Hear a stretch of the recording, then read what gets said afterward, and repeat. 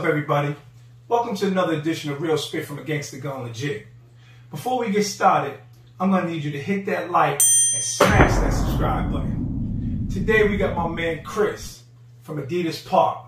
What's up, brother? Peace, brother. Peace, man. Peace, man. Glad to have you on this platform. It's a pleasure to be here, brother. That's what's up. That's what's up. So, Adidas Park. Let's let the people know what Adidas Park stands for and what city represents the Adidas as hard as we do. Oh, man. Adidas Park was something that was started in 1982. A bunch of guys from around Intervale and Normandy Street. You know, one guy threw a pair of sneakers in a tree. And it started a trend all over the city, you know.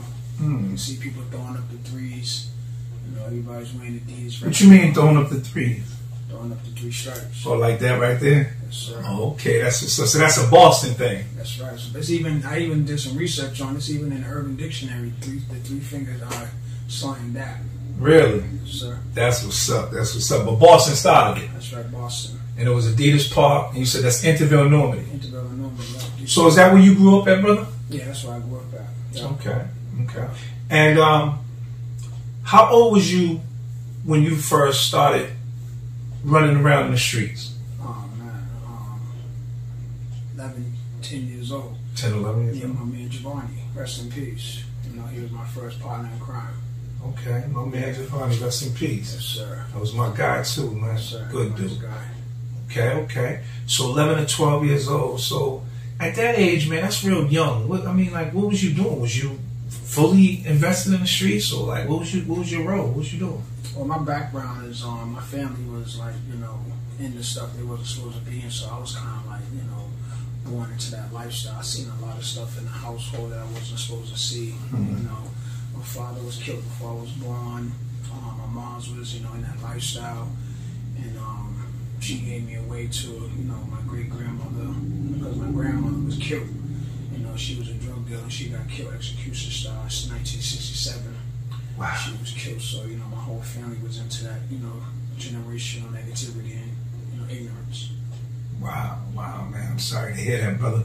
Wow, I wasn't expecting that. But so it was just in your DNA that you was gonna come up in the streets. Right, basically, because everybody was talking about how my father was this, you know. Speak up a little bit so they can hear you. Everybody was talking about how my father was this, you know, dude that ran with the Campbell boys, and, you know, he was this, he was that. So me personally, I wanted to emulate what my father was. I wanted to be this bad dude and, you know, run the streets and, you know, tote guns and, you know, do stuff I was supposed to be doing. So in toting guns, and you know, Boston, you know, our crews always we played with the guns. We had them knives. Right. So did you also carry knives too? No, I wasn't really a knife guy. That was my man Giovanni's thing. He was quick with the flick out. Absolutely, man. I'll never forget it. Right. I kept the knife on him. But, you know, as time went on, man, after G got killed, you know, and after a couple more of my friends who we grew up with got killed, then, and when crack came into, you know, Boston, it kind of like separated everybody, because before crack, there was the Kangaroo Crew, there was the Smurfs. That's everybody right. used to go down Dudley, meet up, and, you know, eat at Spinelli's and UG's, and go downtown and, you know, do frivolous acts and stuff. But then when crack came, you know, this street was a gang, this street was a gang, this street was a gang. Right. I'm glad you broke that down for him, because Kangaroo Crew was the first crew, like you said, that had all of us. It was basically, if you was from Roxbury, Dorchester, you pretty much was down with Kangaroo Crew. Right. I think the only ones that didn't run with us was Mattapan at the time, right? Yeah, and that was kind of in Cambridge. Those were kind of our enemies. We would go have our wreck with them. Yeah, so I forgot you was down with that, brother. Yeah, I've been around, man. I've been around for long time. Yeah. That's right, I man. jumped off the porch. I jumped off the porch in 1980 when I was 10 years old. Okay, 1980. So you caught that whole 80 era where, so 1986 when the crack really started getting wild in Boston, and then the crews, we were crews at the time. And then, you know, the media made us gangs, you know, and we all adjusted and adapted to that. So you was around that era. Right, okay.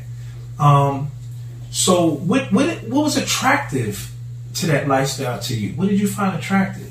Well, I think for me, from doing my research, because I feel that I was looking for a family, so I looked outside. I looked outside my household, for the dudes that were selling drugs was my older brothers, and they was the one that had me, wrapped up in family life and crew life and stuff like that. Mm-hmm. So that's what attracted me. I wanted to belong to something because I didn't really grow up in that type of environment. Man, I'm glad you touched on that as well, because even today, that's why we find so many brothers in gangs. And part of the reason, brother, that I'm sure we talked earlier off camera, one of the reasons why you kind of wanted to even be on this platform, this Gangsta Gone Legit, real spit from the Gangsta Gone Legit, was so that we can tell the younger brothers and educate them on some of the things we did in hopes that they can hear something that we said and prevent them from being in a continuous life of destruction, self-destruction, which is where they're headed. Right? Now, and I applaud you and I commend you for doing that and wanting to be a part of that, brother. That's big.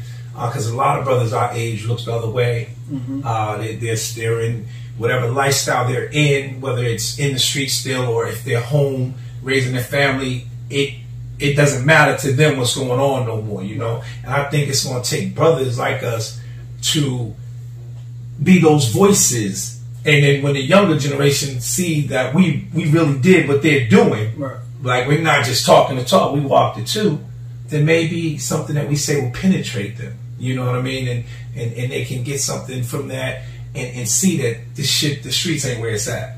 No, definitely not, man. It's definitely not the bag that some of these young kids really want. I mean, it's not. They glamorize a lot of this stuff in music videos and the movies and stuff, but at the end of the day, when it's time to get that sentence and the judge, slams that gavel, no one's sending you any money. The only one you got is your mom. She's the only one that's going to really be there to answer that phone and, to get that canteen. Hold up. I'm hearing that over and over and over from so many people that's been there, including myself, brother. But I want you to kind of expound on that a little bit more, because wait a minute, didn't you? We were in gangs, so that's what gangs of 20, 30, 40, sometimes 100 motherfuckers that's down with us, right? And you mean to tell me out of all of them, no pink slips was coming, which is common with that's money, the pink slips. Yeah. But no pink slips was coming from your homies? You might have one homie to look out, you know what I'm saying? One. But, for most of the part, man, anybody waiting for your arrival to come back home to introduce you back to the negativity, you know what I'm saying? Because it's a cycle. It's really not designed for you to get out. It's designed for you to stay in. Absolutely. So everybody wants you to, when you get out, here go a package, or here go $1,500, or here go a pair of new sneakers. No one's really giving you, any opportunities to get a job. It's putting you right back into that cycle. That's right. And that's something that we're trying to break today. That cycle. Man, you're making this interview so easy for me because you're hitting on everything that I want to talk about. You're just coming right with it, man. And I think that's what's good about it, is that we're just having a conversation. You know what I mean? Real spit from Gangsta Gone Legit, right? Okay, so on that note, bro, so your nickname was Head at the time, right? That's what they wanted the street knew you as, right? That was my ignorance. Head, C, I had a different couple nicknames depending on what area I was in. Okay, so let's fast forward a little bit. We talked about when you got off the porch. Now, what was when you were in the streets, what was your specialty? Was you selling weed? Was you selling crack? Like dope? Like, what was your hustle? I was basically, man, whatever was moving at the time, and I was moving. It wasn't, see, from the 80s. One set thing. Right, we was hustlers. We didn't just, hone in on one skill. Right. If it was a drought, we had, let's get some weed going. Or if it was, let's get some checks popping. Let's get something else going. Right. So it was like we was always had our hands in different things. It wasn't really no one thing. Okay, that's what's up. Absolutely. Anyone from the 80s know the money was out there in abundance. Right. All right. So, how old was you when you caught your first bit? I was 23, man. I got away with all that crime, But I did DYS time because I have, hung with some, like I mentioned earlier, guys that were quick with knives, and we was doing stuff we weren't supposed to be doing. So I did a lot of DYS time. How long was you in DYS? I was in DYS for like 6 to 8 months. 6 to 8 months. Then I escaped. And for those who may not know and never went through the system, that's considered a long bid in the DYS system. Right. Right. Okay. So you did, how many bids did you do from that point? In DYS? Juvenile, yeah. About 2 or 3. 2 or 3. Okay. So you didn't learn your lesson from there. No. Okay. So then you went on and you graduated. Where did you end up doing time at? Walpole, Concord, Shirley Medium. Okay. So that means you caught a state bid. Right. Okay. How long did you get? My first one was 4 to 6. Your first one. So you had multiple bids. No, I had 2. 2 bids. What was your second one? Second one was 3 in a day. 3 in a day. 4 to 6. So that's about 7 years of your life in prison, right? In one county, one chunk bid. Right. Okay. What did you get locked up for? Distribution, manufacturing, crack cocaine, firearms charges. You know the usual inner city hood criminality. Okay. Now today, going through all the things you've been through, would you change anything from your past? If you could tell your younger self anything, what would you say? First of all, let's answer, is there anything you would change? And number 2, 2-part question. And if so, what would you tell your younger self? And I would have kept walking when I see them dudes on the corner with the Adidas on. I would have kept walking. I would have kept going to the Martin Luther King Middle School, and I would have, pursued my education and, not been attracted by, the sneakers. Because I was attracted by the sneakers. I like the sneakers. And, a lot of the guys around my way, they have fancy sneakers. So if I had to tell myself anything, it was to keep walking and don't, associate yourself with those dudes on the corners because they don't look like they're doing something they're supposed to be doing. Okay. All right. So when you did your time, your last bid, is that when you changed your life around, or did it take something else? What made you get to where you are today? What did that? I think it was the point where my daughter was born, because I got 3 kids. Okay. But like my 2 oldest sons, I was still, messing around and dipping and dabbing in the streets and stuff. But when my daughter was born, I had to feel like a whole different. I want to be something different. I want to be a different person because I didn't want my daughter bumping into a guy like me. So I had to show her what a real man was about. So that kind of like made me, change my lifestyle. And how old was you when you had your daughter? I think I was 38. 38. Okay. So up until that point, you still was in the streets, like you said, going back and forth, dipping, diving into the game, doing different things, right? Yeah, I got an amazing story because when I was trying to change my transformation to change from the gangster going legit, I had caught a case and it was a habitual criminal case and I was facing a lot of time. But this is why I say that God has. Well, wait a minute. Before you get to that, habitual criminal, because there's some people out there that's gonna see this don't know. Right. That's anywhere from 15 years to life, correct? Right. So you were facing that. Right, I was facing that because I had, caught another charge, and I had already had 2 incarceration, criminal distribution charges, firearm charges on my record.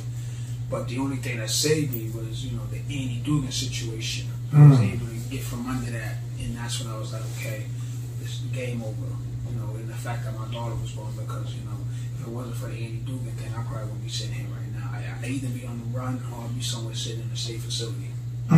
So that pretty much was your path to a new life. Right. So Andy Dugan, again, for those that may not know, is someone who tainted a lot of evidence. Yeah.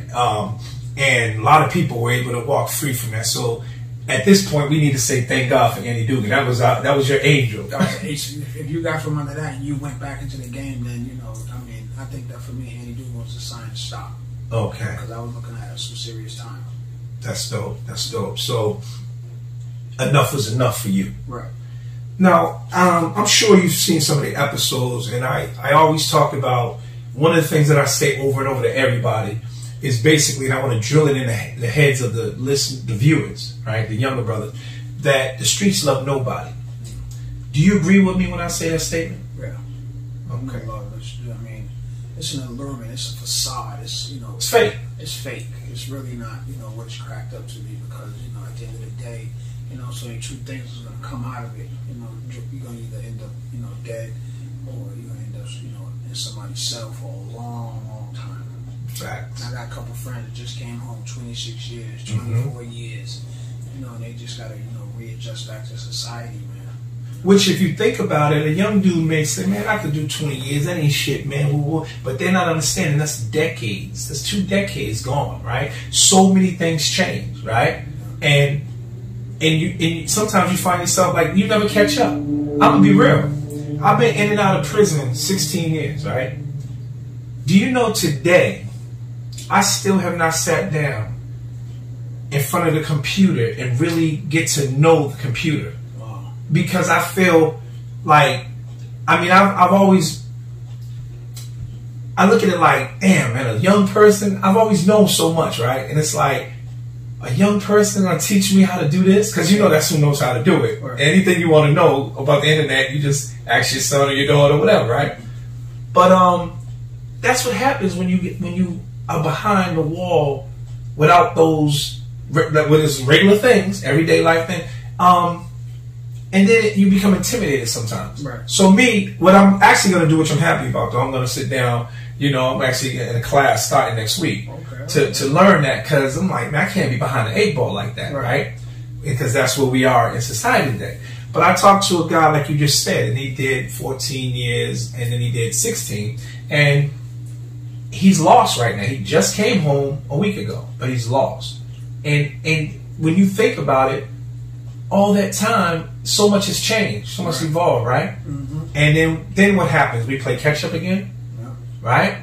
We want to be where we was in the 80s and 90s, early 2000s, right? So you had mentioned something earlier that I want to tie in right now that's really important, and it's called breaking the cycle. Yes, sir. So in order for us to live a positive life, we have to stop glorifying and glamorizing what you're hearing in these rap songs, you know what I mean? And the drug use and the drug abuse and the selling of drugs and killing each other. Yeah. Like, when we was younger, bro, that was the thing to do. We was for it. So I know in a sense you can relate to some of the dudes today.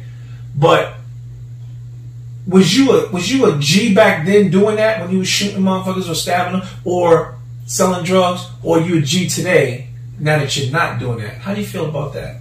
I think I'm a better man today. I think I'm a G today because, you know, that's the hard part, man, is, you know, waking up in the morning, 6 o'clock, getting on a routine, exercising, having some structure in your life, paying some bills, making sure your family's straight, you know, starting businesses. So, you know, if Mr. Establishment says you're fired, then you'll have something to fall back on. So, you know, just maintaining every day, you know, some call it the sucker way, but I call it the way that, you know, you're setting an example for, you know, your family, because like Paris said, you're breaking the cycle.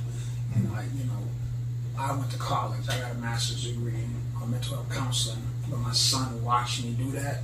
But if he seen me doing some other shit, he probably would have took that road. You know what I'm saying? Because if you look at it, you know, sons only emulate what they see their fathers doing, and daughters emulate what they see their mothers doing. So, you know, if you really look at, you know, the policeman, if every family has a policeman, son or father, because that's what that son did. He followed his father.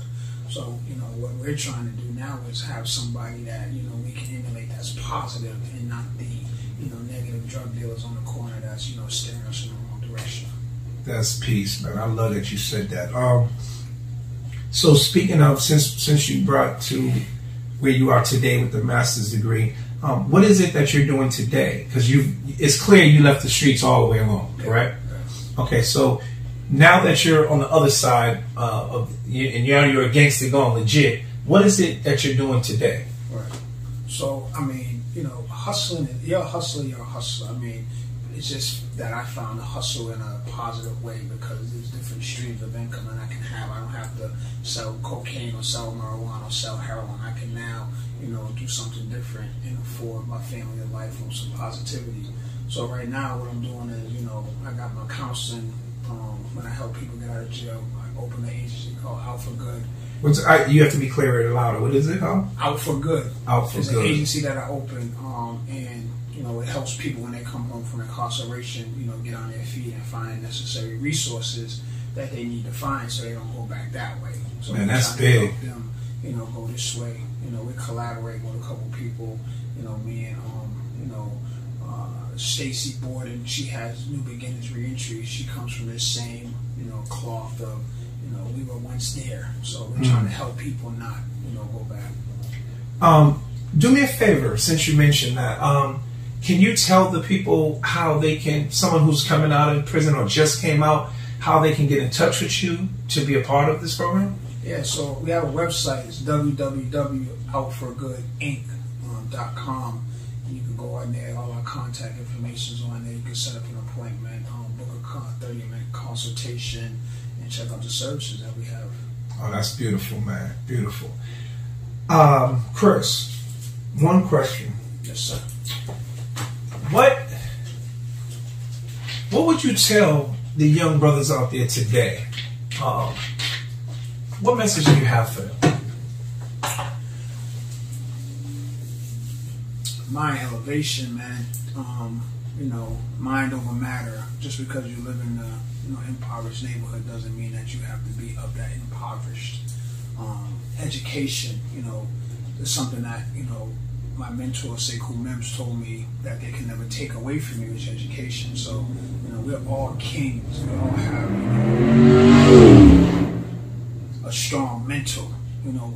It's something about us, man, that we don't know about ourselves, and that's why they keep trying to kill us. We're great people. We ruled this world at one time. And we can do it again. I believe history repeats itself. But I mean, education. Do something positive. Try to create jobs in our own community, so we don't have to be looking for the crumbs from the tables. Because every time we look around, we're looking for someone else to provide for us. We can be providing for ourselves. So business. I mean, something they don't teach us in the inner city is how to create businesses. They teach us how to spend money. They don't teach us how to create. They teach us how to come work for them. They don't really teach us how to create our own jobs so we can have something. So if I had to say something to our young people, create your own and get education. That's big. That's big. Is there anything that, in closing, is there anything that you would like to speak about, just without me asking a question, just something you want to get off your chest and you want to share with the world? Yeah, we're in the making right now doing a documentary, man. We're trying to put Boston on the map with some type of filming stuff now, because you hear stories about South Boston, you hear stories about all these other towns that some people that came from there have made it, but you really don't hear too much about Dorchester, Roxbury, Mattapan, where things are really going on with our people. So we're trying to put this documentary together about Adidas Park and showing people where why so many people in Boston wear Adidas. And if you look at pictures now, you see a lot of people where they throw these threes up and they don't really even know the sign behind the threes or where that came from. So we're just trying to educate people on why Boston is a die-hard Adidas state.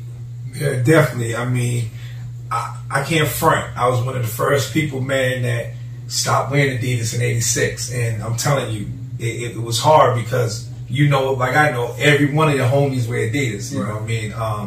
Now today it's a little different. You got some people wearing Nikes and stuff, but still, 40, 50, 60-year-old, they still rock them Adidas and $8, right?